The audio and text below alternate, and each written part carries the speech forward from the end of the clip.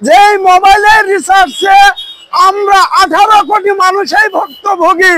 বিশেষ করে সেই প্রমাণ আমি নিজেই। আমি 20 টাকার একটা রিচার্জ কার্ড কিনেছিলাম, সেখানে লেখা আছে 30 মিনিট।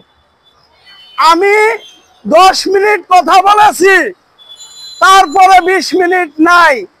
এই 20 মিনিট কোথায় গেল? আমার উপার্জনের টাকা দিয়ে আমি কার্ড কিনলাম, এটা তো আমার সম্পদ। তাহলে আপনারা 10 মিনিট নিলেন, বাকি 20 মিনিট কোথায় গেল? এটা কি দেশের সরকার দেখে না? এই বিষয়গুলো আমি তাদেরকে বলবো, আপনারা সেদিকে সুদৃষ্টি চোখে তাকান।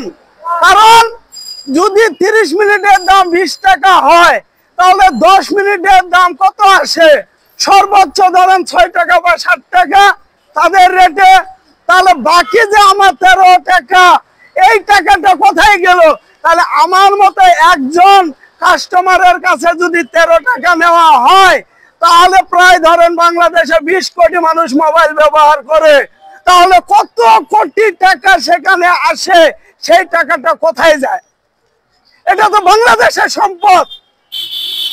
ইতিপূর্বে না হয় দুর্নীতি হয়েছে, কিন্তু এখন তো আপনারা বলেন এই বাংলাদেশে আর কখনো দুর্নীতিবাজদের ঠাঁই হবে না, হবে না, এই কথাটা বারবারই বলেন।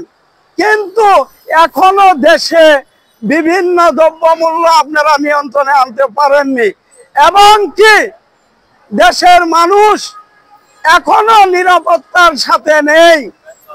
আপনারা দেখেন সারা বাংলাদেশে বিভিন্ন জায়গায় চাঁদাবাজি এখনো চলে।